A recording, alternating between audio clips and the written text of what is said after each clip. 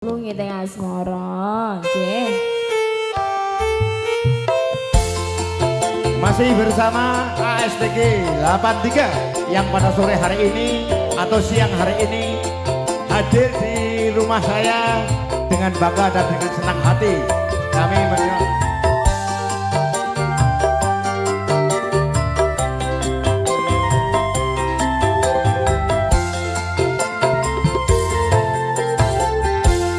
seprene nggonku ngenteni janji prasetyane ati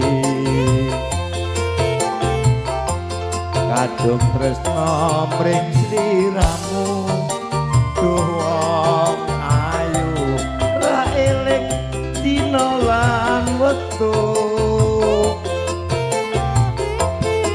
ning ati katon ra bisa ilang saya suwe saya ra karuan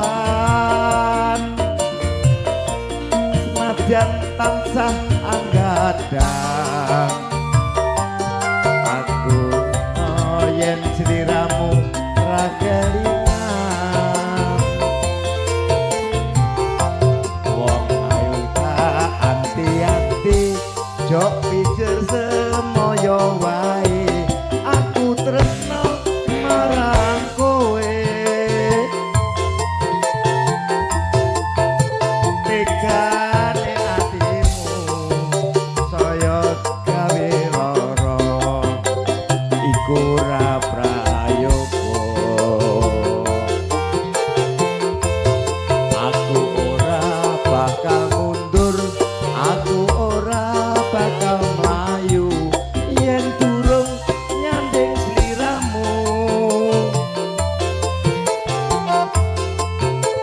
ukurane tresno dudu bondo nanging lumiting asmara cek asik.